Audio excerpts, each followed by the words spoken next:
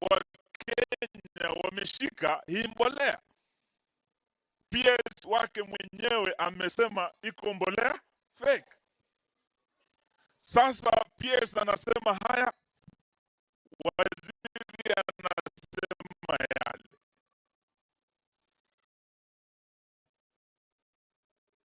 Serikali ambayo mkono wa kulia haujua kushoto unafanya nini. Na ndio sababu sisi tumeambia hawa wenzetu, Bwana Zakayo, Kenya na ushuru wa Kenya umefika pale hawezi wakapumua. Sasa umeanza kando na ushuru kuwafinya na mawe kwa mifuko ambayo unaita ni mbolea. Wanasema ukistaajabu, na wakati mnauliza serikali ya Kenya Kwanza wawape mbegu, wawape mbolea, wamekuwa kama yule mzazi, mtoto ameomba mkate na anampa nini? Mawe. Hii mbolea fake inaonyesha ya kwa. All right, we are still on matters. Leadership and Cabinet Secretary for Interior and National Administration, Professor Kithure Kindiki, has urged security units involved to involve citizens in ensuring that border areas remain secure. Speaking at the official opening of the National Border Management Conference to discuss strategies for improving services and enhancing trade in border areas, the Cabinet Secretary Kindiki stated that the government has invested in technology to ensure border protection from adversaries, some of whom direct their efforts online. He also emphasized that future border control and management will be driven by digital technology, data, and artificial intelligence.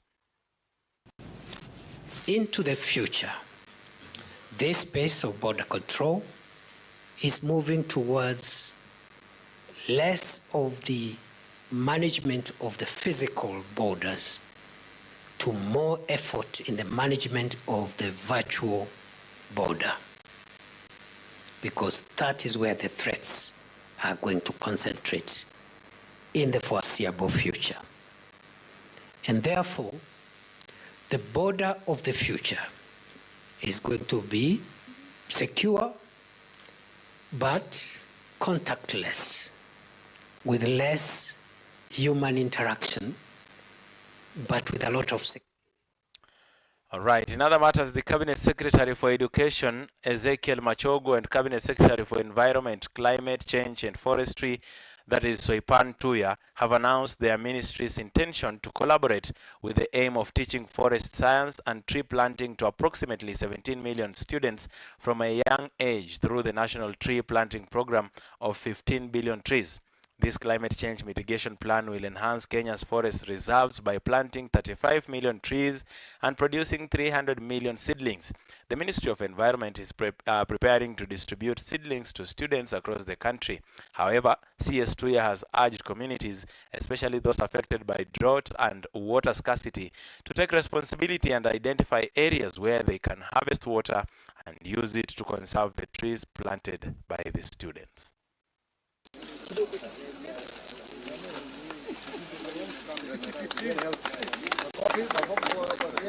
The two ministries will enhance their collaboration in tree growing by: 1, Ministry of Environment, Climate Change and Forestry will ensure timely production and provision of 15,000 kilograms of tree seeds annually to enable the Ministry of Education meet its seedlings production target of 300 million. Everybody has a place to play in this strategy. We have to think about the protection of each and every single tree that everybody sets out to plant. And protection in the form of fencing of the areas that anyone is going out to do the tree planting. We have to have a water strategy.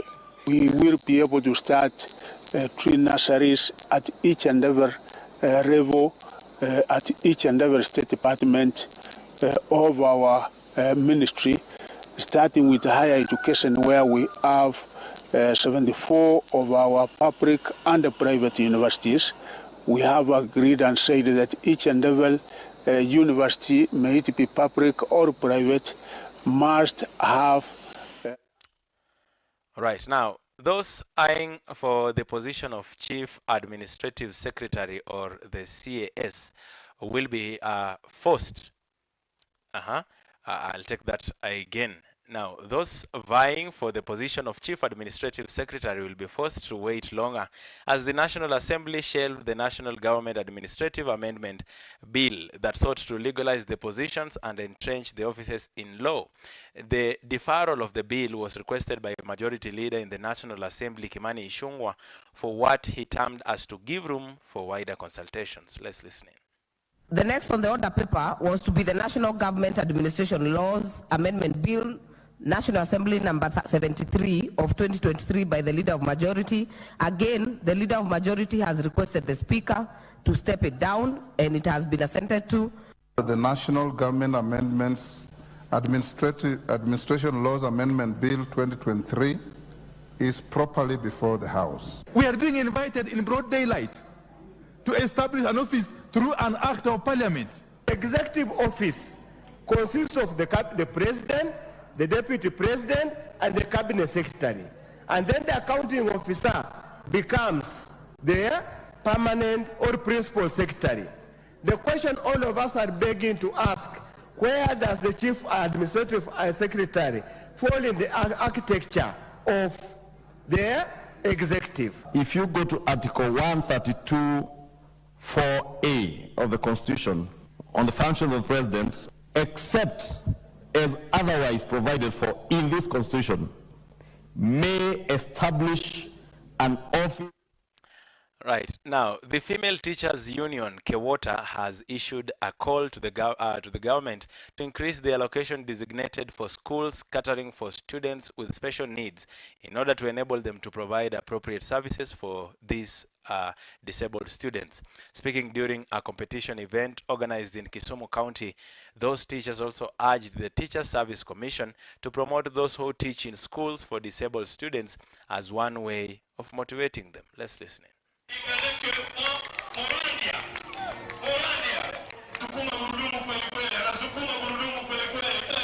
We have quite a number of teams participating, but they are based on the various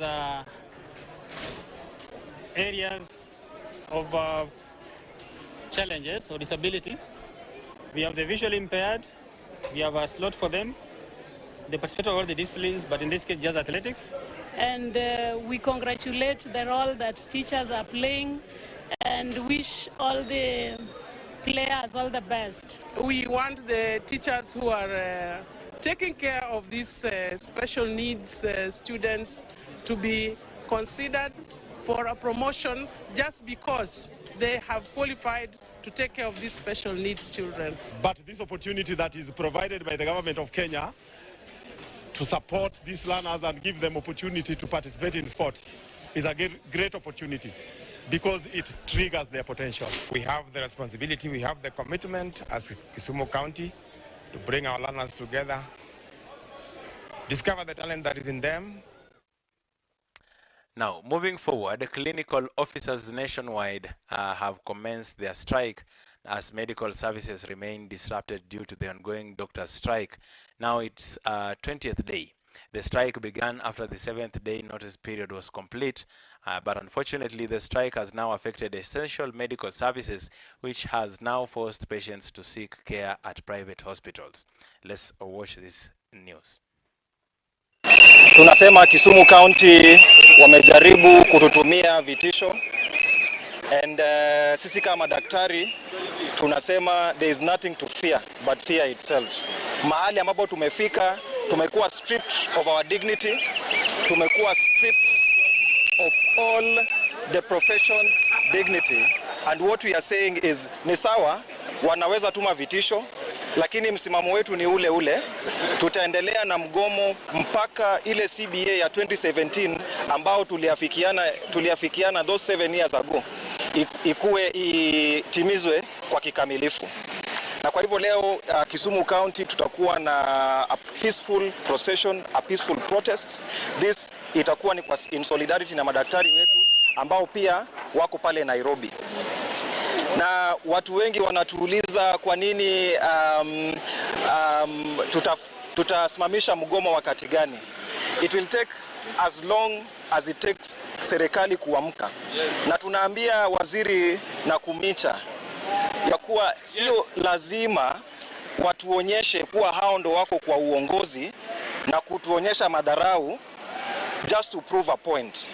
Ile mambo ambayo imeafikiwa katika CBA 2017 is legally binding. Hakuna haja ya kwenda kwa mkutano ya mazishi kuanza kuaddress madaktari. And yet mkutano ambayo tuko nayo kwa ofisi huko juu hawataki kukuja kusuluhisha mambo ambayo tuko nayo. So we are not attending those funerals. In fact, kazi ya daktari ni prevent those funerals. Lakini kama inamfurahisha wakati kuna funerals ambapo ataenda kuongea mambo ya madaktari. We are saying this strike will only end wakati serikali itaamka na itasema iko CBA 2017 correct, imetimizwa. Hapana, situanze kutimiza leo.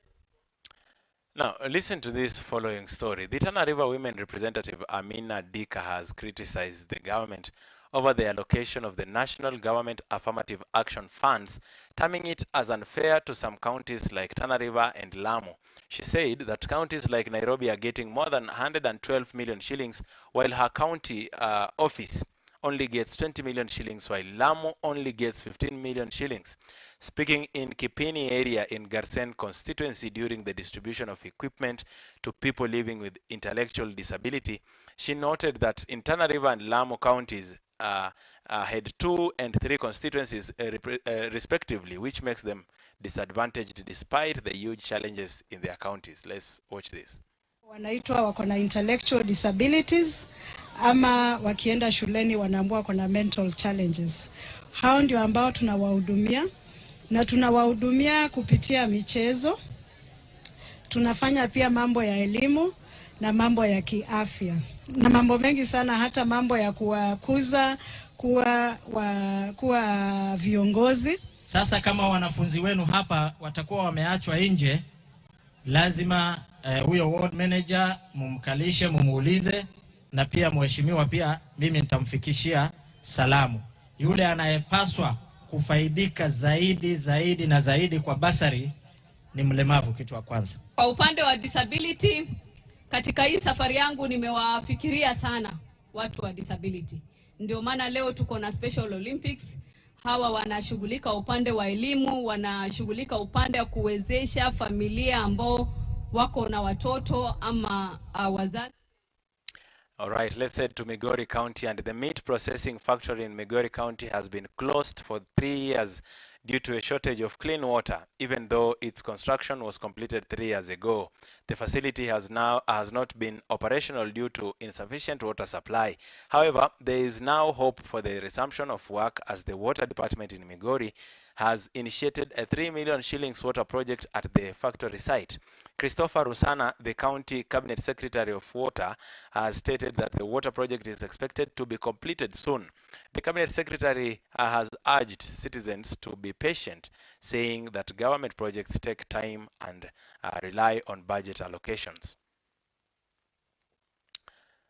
All right, we'll be getting back to that story. And a family in Kitutu Chache South Sub-County now fears for their lives after unidentified individuals invaded their farm, damaging their crops and threatened them with death. The incident comes after 2 years of land dispute over land ownership between the family and the former landowner. Julius Otiso is a member of the family that currently owns the land and says that he is shocked that the dispute has led to threats over their lives.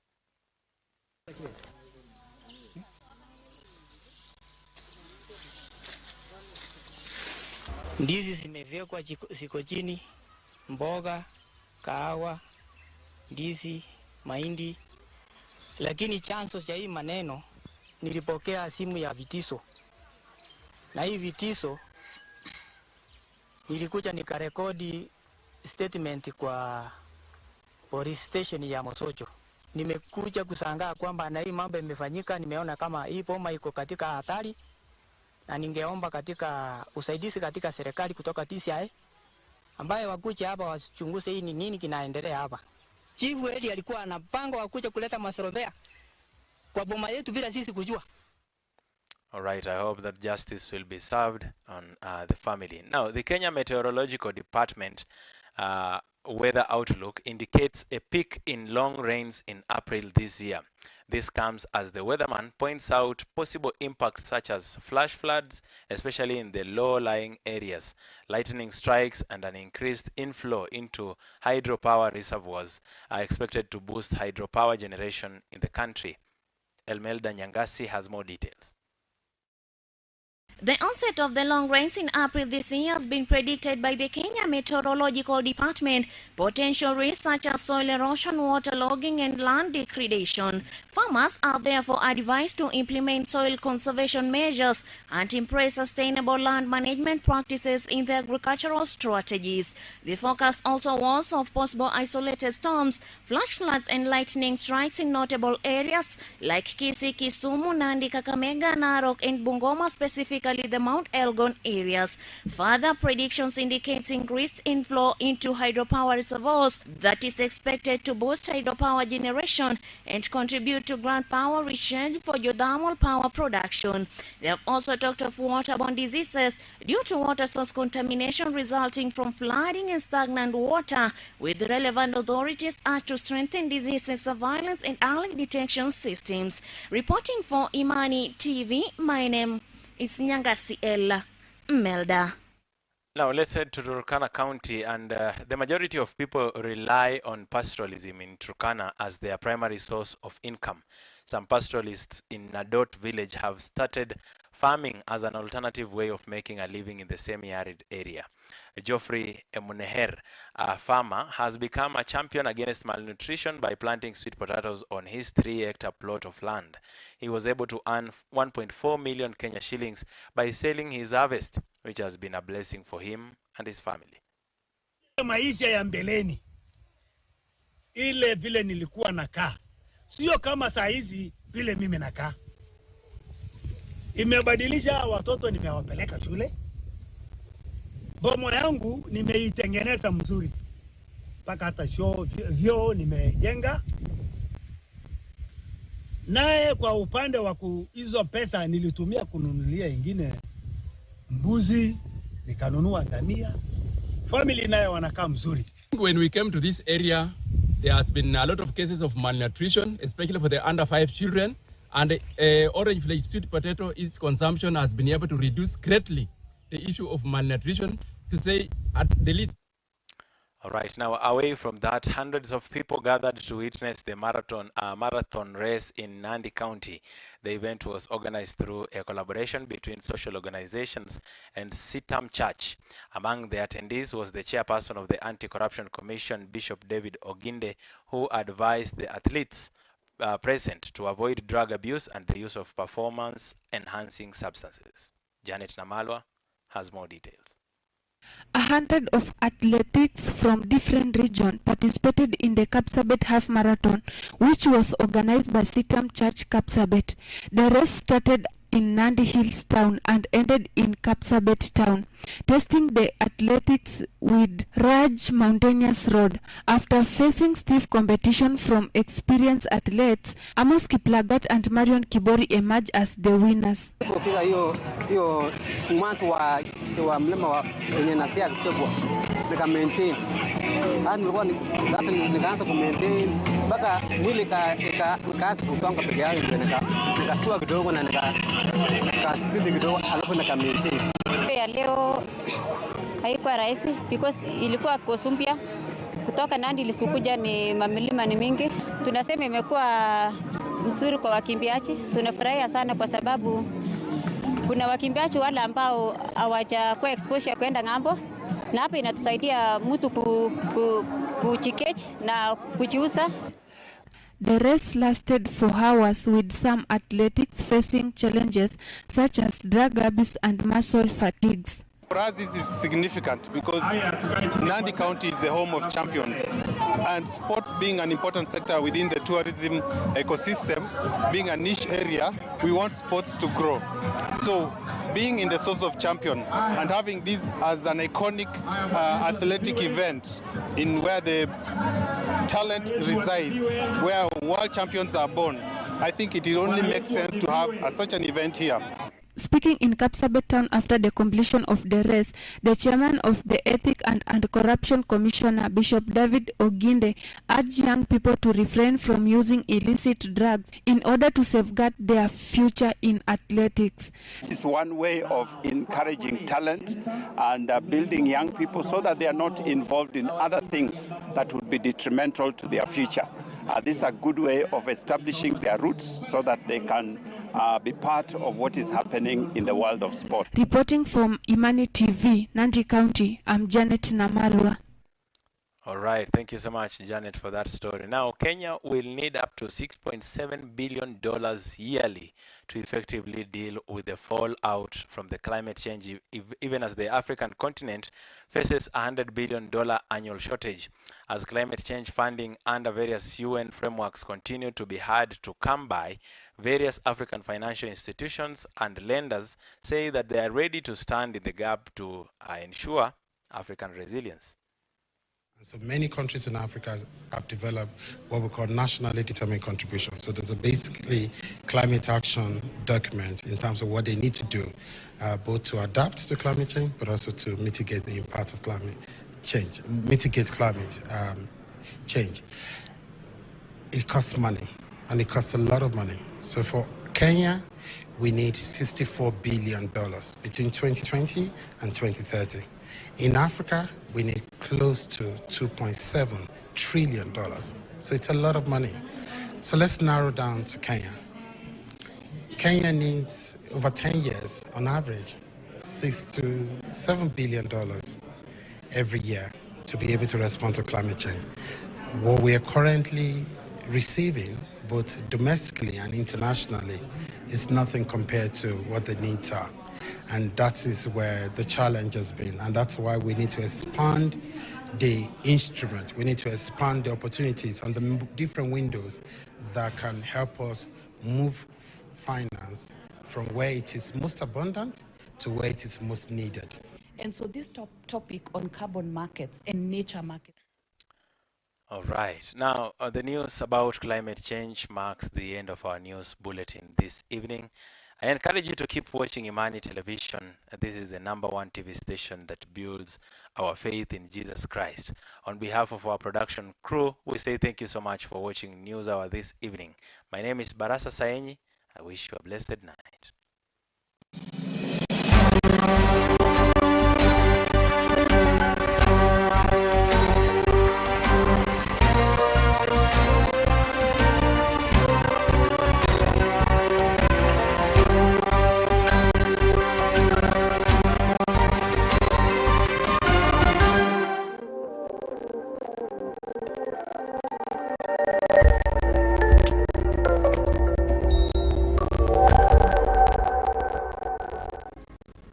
Welcome to the Digital Learning Center. Possibilities away.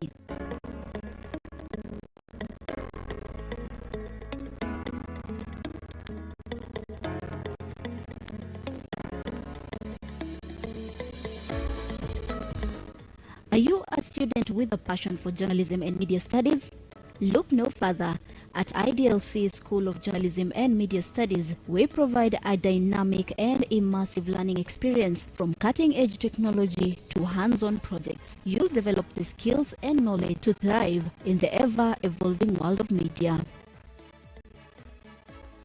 Dream of a career in the captivating world of tourism and management? Our School of Tourism and Hospitality Management at IDLC offers a gateway to exciting opportunities. With industry-driven curriculum and expert faculty, you'll gain the expertise and confidence needed to excel in this thriving field.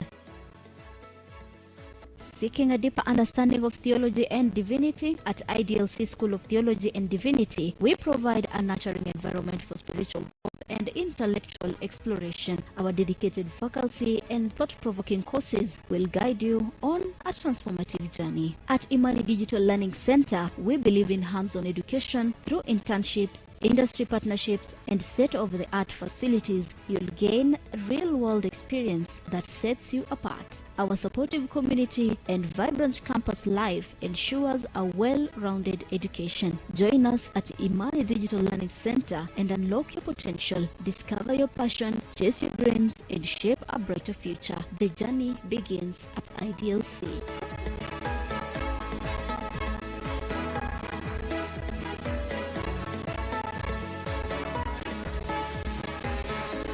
Contact us today to embark on your educational adventure at Imani Digital Learning Center. Together, let's create a path to success. You can find us nestled in the heart of Kitale at our convenient location within Imani Radio, just across from St. Joseph's Boys High School. To get in touch with us, simply reach to us at 0741 978 177, 0741 978 177, or 0742 951 379.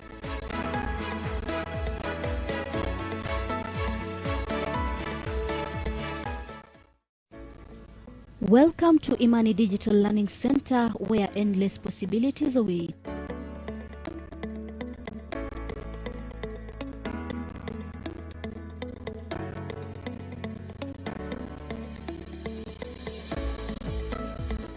Are you a student with a passion for journalism?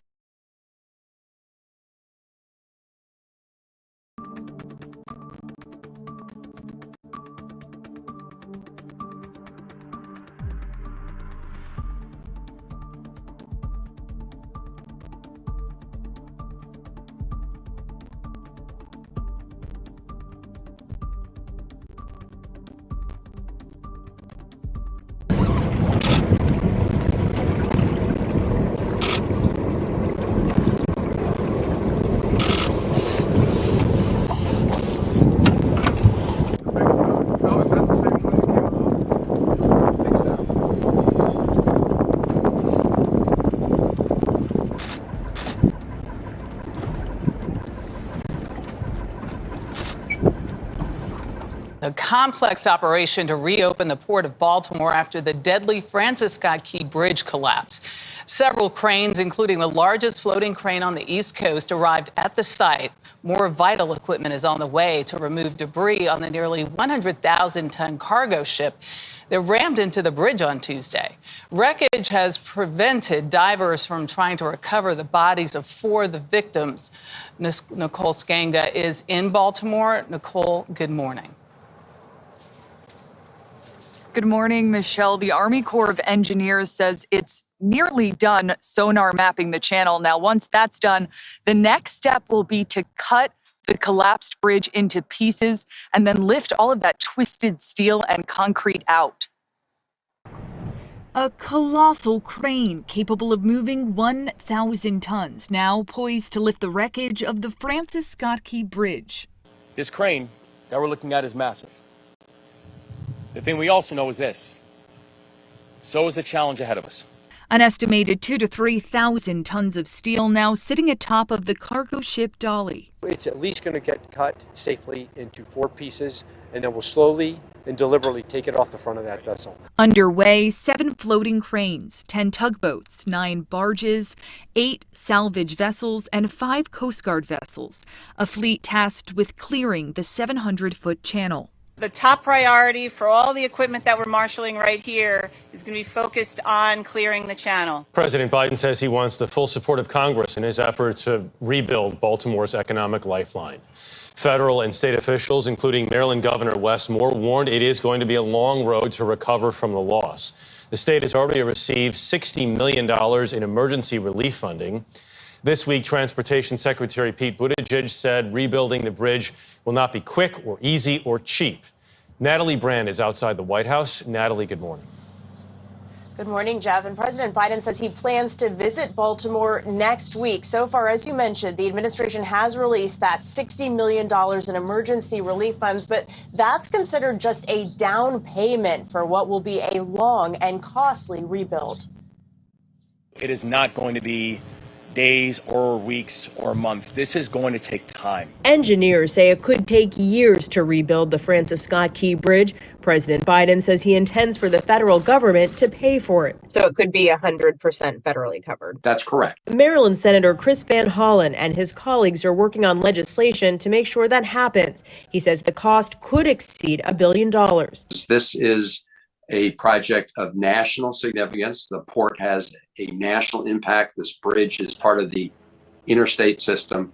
And so the way we've done this in the past is the countries come together, put aside politics, and help support cities and states that are in need, and also making sure that the federal government gets credited for any funds that come in because of liability from the ship owners or others. The Department of Labor is also looking at options to help the estimated 15,000 workers directly employed by the Port of Baltimore. When there's no ships here, no cargo, there's no work. So it affects us greatly. We know you're there. We're going to find a way to get you back to work. In the meantime, companies this week, including top U.S. automakers, began rerouting shipments from one of the East Coast's busiest ports, which last year saw more than $80 billion in imports and exports. The impact is big right away, and it will grow over time. Now, the White House says its supply chain disruption task force formed following the COVID-19 pandemic met twice this week to talk about impacts from the port's closure, especially given its normally high volume of automobiles, agriculture equipment, and coal. They're trying to minimize any issues and believe overall the disruptions will be smaller than those caused by the pandemic. Dana. All right, Natalie, thank you. We start with that complicated cleanup operation underway in Baltimore as crews begin removing tons of wreckage from what used to be the Francis Scott Key Bridge. After that, teams will need to remove thousands of tons of debris from the cargo ship that crashed into the bridge and then pull out the ship's remains from the shipping channel. Only then can officials begin searching for the bodies of the 4 remaining construction workers. President Biden says he will visit the wreckage sometime next week. Here's CBS News senior transportation reporter Chris Van Cleve. The effort to clear away the wreckage of the Francis Scott Key Bridge and reopen the Port of Baltimore is getting a lift from the biggest floating crane on the East Coast. Now, in Baltimore Harbor, it will be able to pick up pieces of debris weighing up to 1,000 tons. I want this done quickly. I want it done right, but this is going to be a long road.